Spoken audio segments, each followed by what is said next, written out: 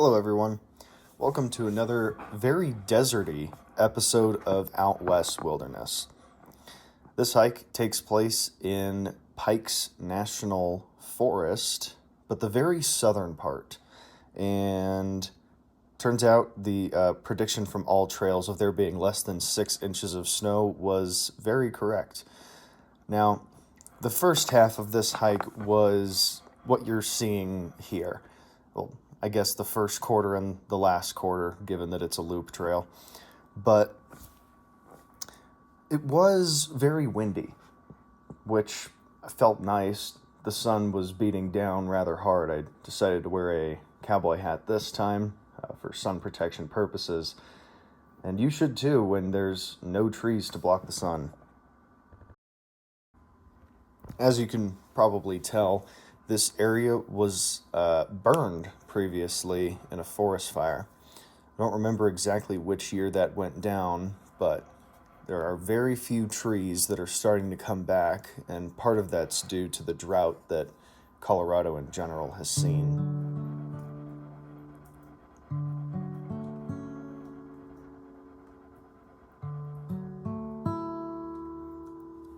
This trail was rather up. It was what I like to call a traditional hike, where it's all uphill for the first half and then it's all downhill for the second half.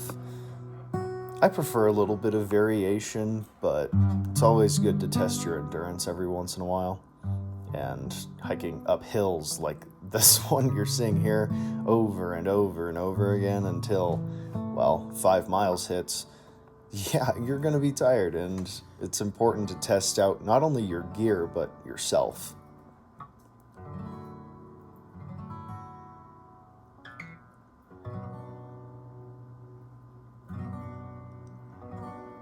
Anyway, I was trying to make my way up through here, and I noticed just how green this was. Note, this is February in Colorado. It's not supposed to quite be like that. I was expecting there to be ice. I did take my micro spikes with me, but I didn't even think about pulling them out once.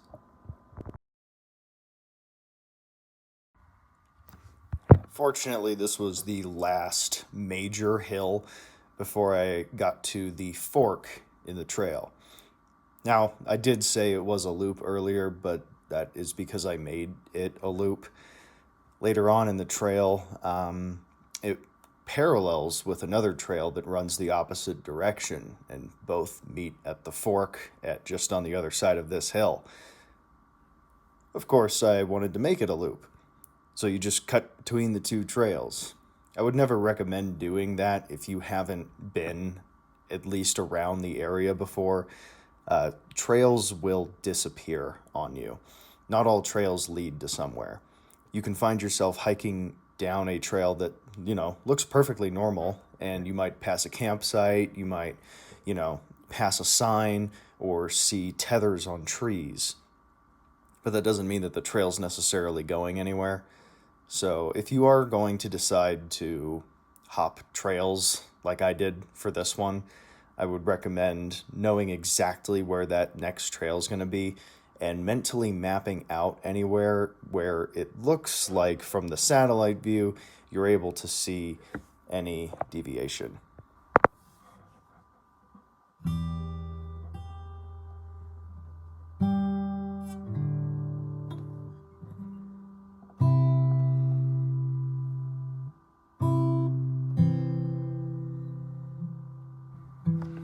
And now we make our way to the fork itself.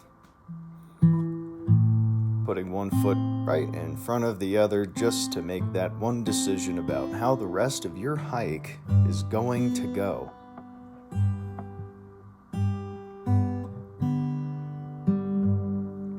You can almost see the trail split up there, but not quite yet.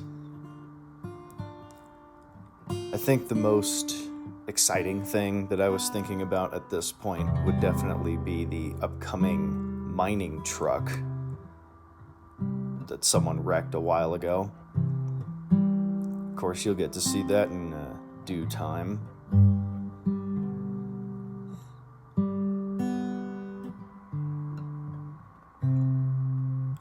I was also very much looking forward to seeing living trees and being among them at this point. The wind was nice for not being excessively hot, but at the same time, the fact that the sun was beating down on me the whole time meant that I was sweating. I would make a comment about gear choice at this point, but honestly, with the number of cacti and small shrubbery, I would not change my decision to wear pants, but I would absolutely have made them of a lighter material. I wore canvas pants for this particular hike, and wow, I was sweating quite a bit. But of course, now we actually do come up to the fork, and of course, when choosing which path you're going to do, I always like to look down and say, left is always right.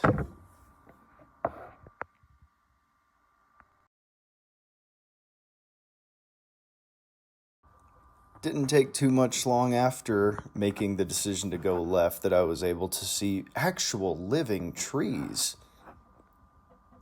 Still no snow or ice in any meaningful amount, but still a lot better than the desert in my opinion.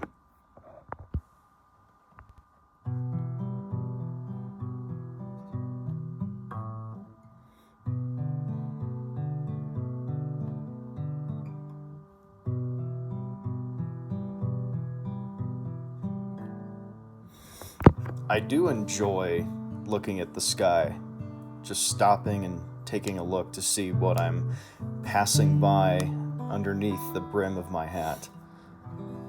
It's always good to remember where you are and remember that it's not exactly a race. If you're going out for a hike, you're not going out for trail running. At least that's how I like to look at it.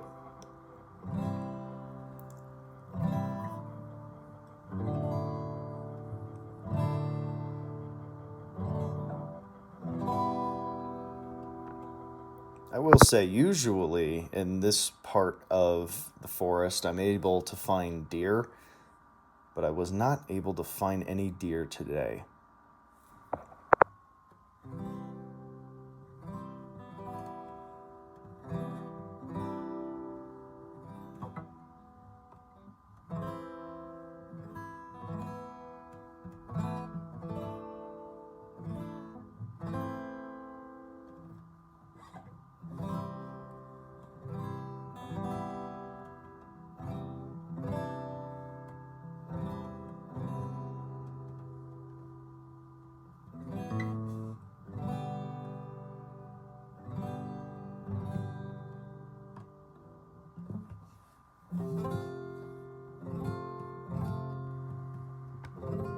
Continuing on, came across this tree that was quite burned, and I thought I would have made a good sunset shot for the end, but sun didn't quite get low enough by the time that I finished.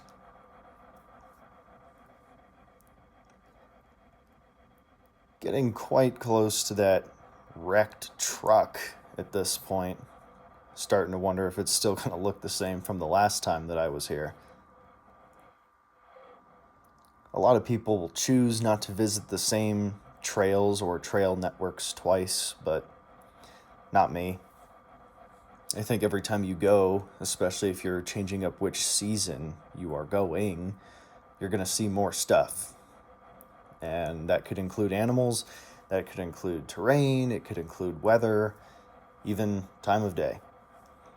For example, I arrived at this trail at about 9:30 or 10 or so. But in the summer, you could get away with arriving at 1 o'clock and still be able to pretty much do this trail before the sun went down.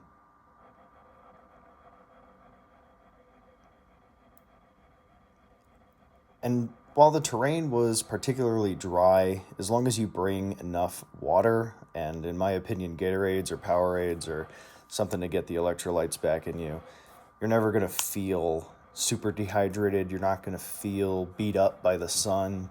If you're taking care of your insides with your food and your water, and you're taking care of your outsides with your clothing choices, hat choices, and sun protection measures, you're bound to have a good time out here. Even if it's not quite as beautiful as some of the other parts of Colorado, it's all worth exploring.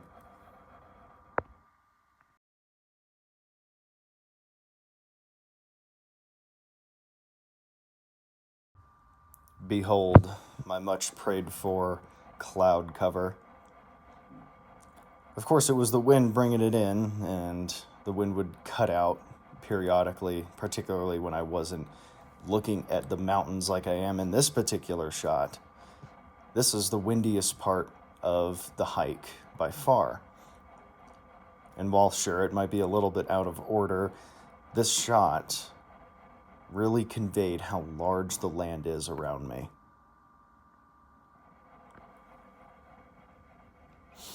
Now we finally get to go into the fun part of the hike where there's a lot of trees. A lot of little trees. This is where the burn area is starting to recover quite a bit. This is the north side of the mountain, and it was more protected from the beating sun, which of course dries things out and causes them to burn even faster. And now we finally get on to where this mining truck was. This is another one of those little trail ends that I was talking about earlier, where it looks like the trail will definitely go this way and continue going this way. You can see that from the ground in front of me. But this trail doesn't actually go anywhere. I mean, you can see it goes to the end where this little rock formation is, but the only reason that it's here is to kind of showcase how tragic mining accidents can end up.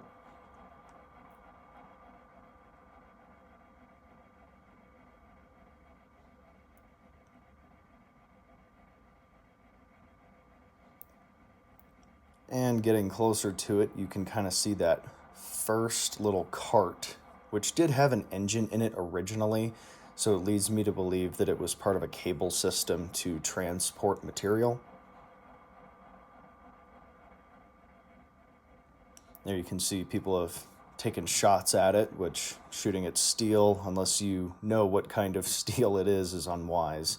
Can cause ricochets, and if it goes all the way through, there's no telling what the bullet fragments are going to look like. A little 4-foot drop, but I lowered myself down. And here's that truck itself. It's been very beat up over the years. And of course, there's more material that fell off that bucket. But there's the door, been shot to pieces. Everything in here's been ripped to shreds. Even that old style of bumper where it's just pure chromium, you don't see that much anymore. I decided to take a look on the inside of the engine bay and the inside of the cabin. Looked like whoever was having fun here last was trying to hit that engine itself. And the headlight wirings are speaking to me like this could be from the 70s, maybe this late 60s, but hasn't been out here forever, that's for sure. There's the hood that's been kicked up. I'm going to try to get around to the other side and try to poke my phone in to see what I can see, and thereby what you will see. That right there is the cooling fan for the engine, but I was not really able to get inside to take a look at where the driver's seat should have been. Part of me is led to believe that it's buried.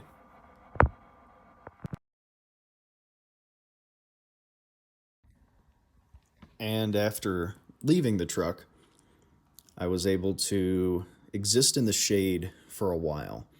A lot of this shade is coming from the tree cover, but part of it is coming from the clouds that you were able to see in the other shot. This is the part of the trail where I'm technically heading back, so it's a little bit more downhill. Well, it's mostly downhill. And I was very thankful for that. I was able to move quite quickly. And I didn't have to stop for any breaks, except for the ones where I decided to take shots for you guys. And more proof that this is on the north side, there is a tiny patch of ice.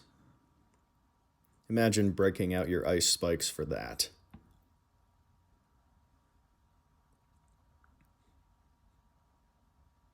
And then, of course, I tell myself, oh, yeah, winter hiking is supposed to be hard. This is supposed to be difficult. There's supposed to be ice and snow and cold and biting wind.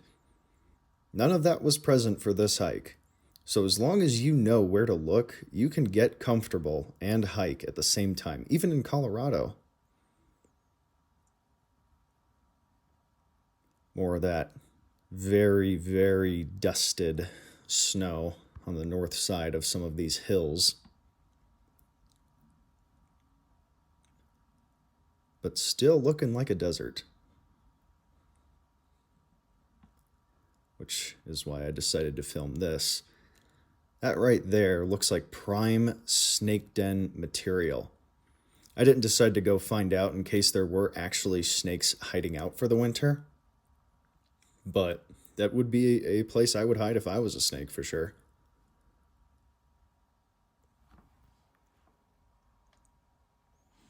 Lots of folks like to use this trail specifically for biking. If I was a mountain biker, I would probably use it for that as well. But I prefer to be on my feet. You get to take things a little bit slower. Everything that you see is something that you can absorb. You're not focused so hard on the trail in front of you like you would be if you were driving, which riding a bike is kind of a form of driving if you want to think about it like that. And here's that off-trail part that I was telling you folks about where I decided to connect two trails. As you can see, there was no trail behind me, no trail in front of me, but I am aware that there is a parallel trail up ahead. And there's a little sign right there, which was kind of lucky. It was a nice little anchor point to look at.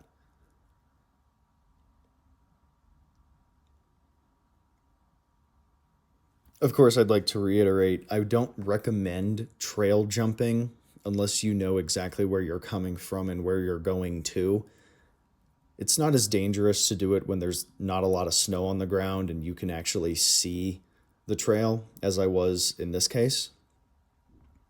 Flying debris. Someone's been cutting trees. Or many someones.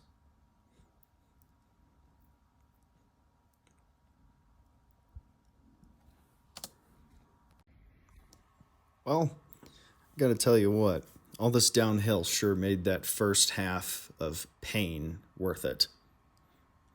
Able to move quite a bit more quickly, you tend to feel better about yourself, more accomplished.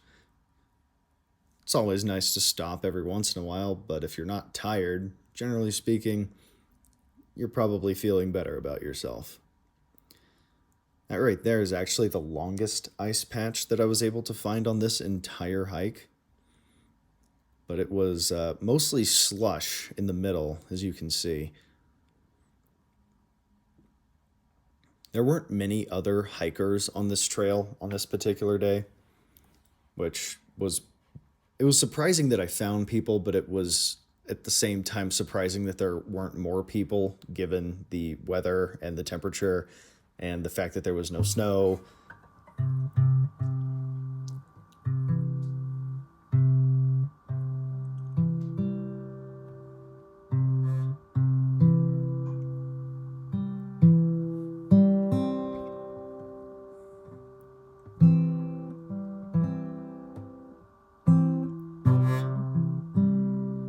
But I always do like moving through the terrain. Every time you get a peek through the trees onto the other side of the mountain, it kind of reminds you where you are.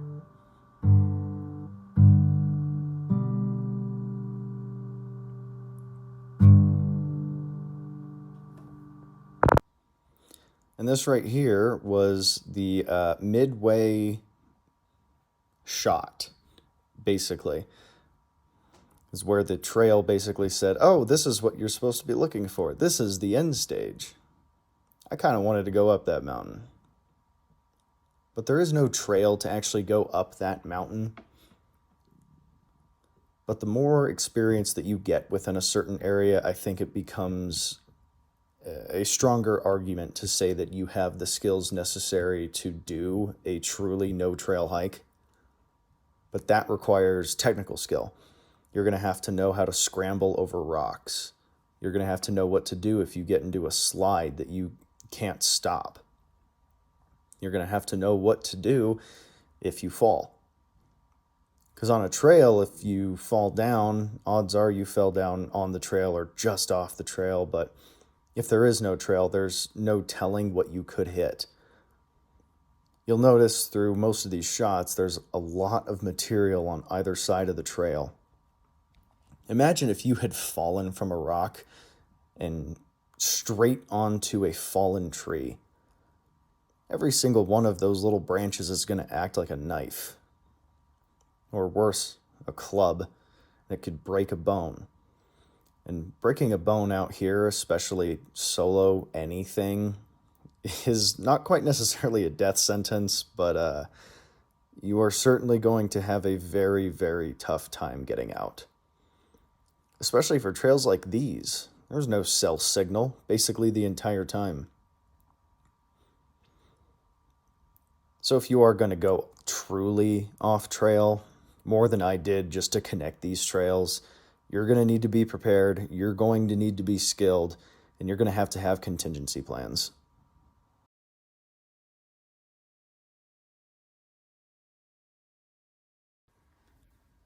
So thank you everybody for tuning into a new episode of Out West Wilderness. I will continue to try to post once to twice every 2 weeks. So I'll try to keep up with that as much as possible, but not every weather situation is going to agree with me, but this weekend absolutely did. So once again, thank you guys for tuning in to a new episode, and I look forward to seeing you guys in the next one.